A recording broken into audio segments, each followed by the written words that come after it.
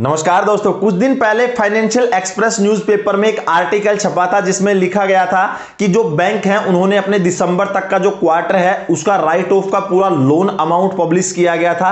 जैसे ये न्यूज़पेपर, इधर आप साइड में कटिंग देख रहे होंगे, फाइनेंशियल एक्सप्रेस न्यूज़पेपर में आई तो उसके बाद यूट्यूब के ऊपर वीडियो की भरमार आ गई कि जो बैंक है आपके जितने भी 40 लाख रुपए तक का लोन है वो माफ करेगा। और बहुत सारे यूट्यूबर्स ने तो आपके जो लोन है वो माफ भी करवा दिए होंगे। उन्होंने ये भी क्लेम किया कि यदि आप फ्यूचर में आपका कोई लोन है और अगर आप वो लोन एनपीए में कन्वर्ट हो चुका है तो आपको लोन पेमेंट करने की जरूरत नहीं है। तो दोस्तों आज की इस वीडियो में एक एक पॉइंट आपको बारीकी से कवर करूंगा।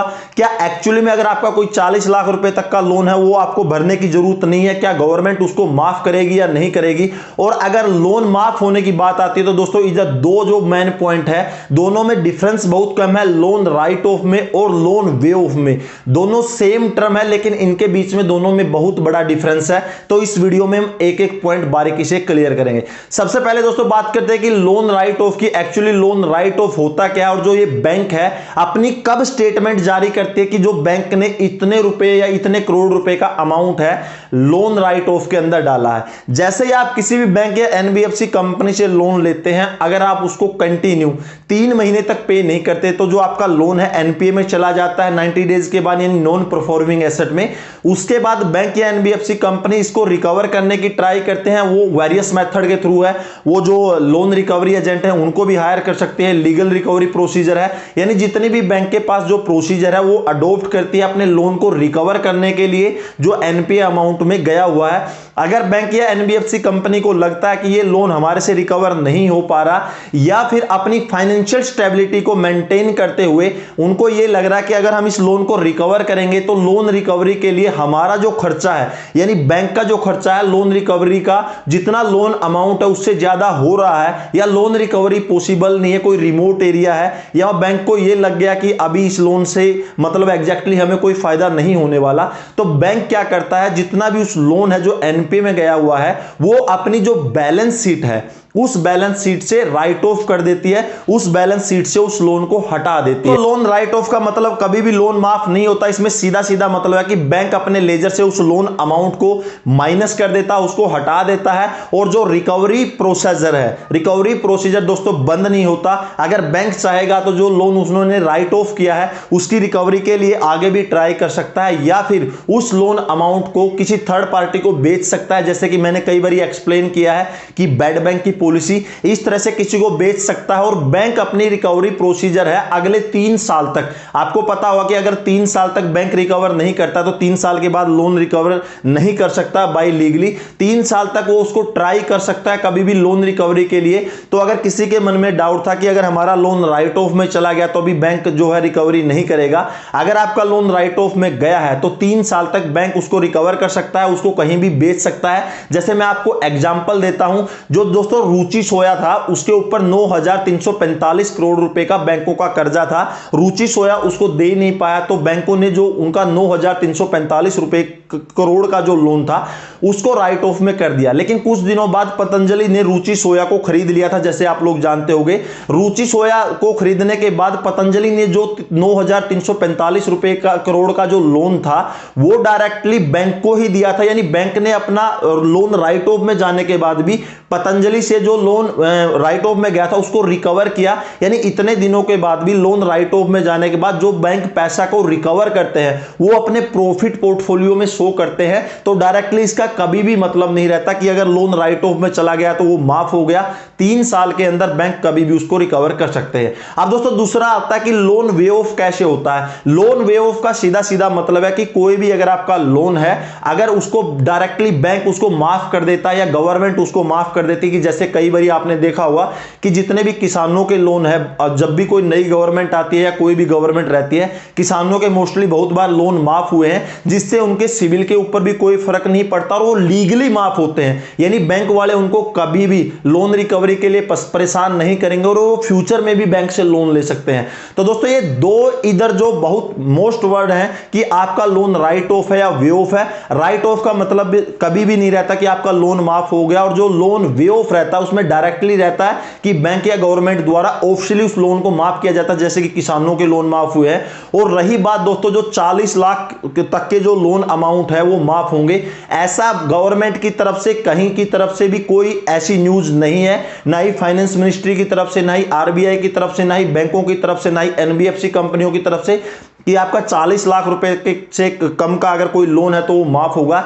ऐसी कोई भी न्यूज नहीं है, तो किसी के बहकावे में मत आइए। अगर आपका लोन राइट ऑफ में भी चला जाता है और राइट ऑफ करने के बाद भी अगर बैंक उसको रिकवर नहीं कर पाते हैं, तो दोस्तों इसके भी बहुत सारे जो मेजर इंपैक्ट है आपके जो ऊपर पड़ते हैं। सबसे पहले अगर आपका लोन राइट ऑफ हो जाता तो डायरेक्टली मान लीजिए कि आप पूरी जिंदगी कभी भी किसी बैंक या एनबीएफसी कंपनी से लोन नहीं ले पाएंगे। आपका सिविल स्कोर है वो माइनस में आ जाएगा, रेड कैटेगरी में आ जाएगा। फ्यूचर में आपको कोई भी क्रेडिट कार्ड, कोई भी लोन, किसी भी तरह से बैंक सपोर्ट प्रोवाइड नहीं होगा। यहां तक कि आप एक पोस्टपेड जो सिम है वो भी नहीं ले पाएंगे, और फ्यूचर में जो सिविल स्कोर है इसके ऊपर बैड इंपैक्ट पड़ता है। तो दोस्तों ये पूरी कवरेज थी कि loan right of, loan way of, दोनों अलग अलग टर्म है।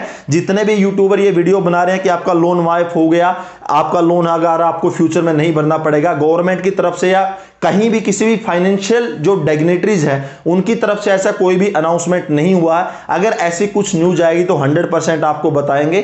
और नेक्स्ट में दोस्तों जो सरफेसी एक्ट के ऊपर बहुत बड़ी अपडेट आ चुकी है फाइनेंस मिनिस्ट्री की तरफ से, मैं कल परसों की वीडियो में इस टॉपिक को क्लियर करने की कोशिश करेंगे। तो दोस्तों फाइनली यही अपडेट था कि अभी तक गवर्नमेंट या कहीं की तरफ से लोन वे ऑफ से रिलेटेड कोई भी गाइडलाइन नहीं आई है। तो दोस्तों थोड़ा सा अभी बात करते हैं स्टॉक मार्केट से रिलेटेड। यदि आप स्टॉक मार्केट में इंटरेस्टेड है दोस्तों, जैसे कि आप लोग देख रहे होंगे कि लॉकडाउन के बाद शेयर मार्केट कैसे हाई के ऊपर डेली हाई बनाते हुए जा रहा है। यानी यदि अगर आप शेयर मार्केट के अंदर, स्टॉक मार्केट के अंदर अगर अपना पैसा इन्वेस्ट करते हैं तो अच्छा खासा रिटर्न यहां से आप कमा सकते हैं। और अब इन्वेस्टिंग और भी ज्यादा जो दोस्तों सरल और फायदेमंद हो जाएगा 5 पैसा के miking investing easy and reward idea के साथ। आज हम बात करेंगे 5 पैसा के नए कॉन्सेप्ट की और 5 पैसा के फीचर के बारे में, और मैं आपको यह भी बताऊंगा कि कैसे 5 पैसा पर अकाउंट ओपन कर सकते हैं। 5 पैसा डबल धमाका ऑफर भी है, उसके लिए भी आप रेडी रहिए। 5 पैसा के नए फीचर ट्रेडर और निवेशकों की सहूलियत को ध्यान में रखकर रेडी किया गया है। 5 पैसा में इन्वेस्टमेंट पर ढेर सारे रिवार्ड भी इधर आपको मिलेंगे।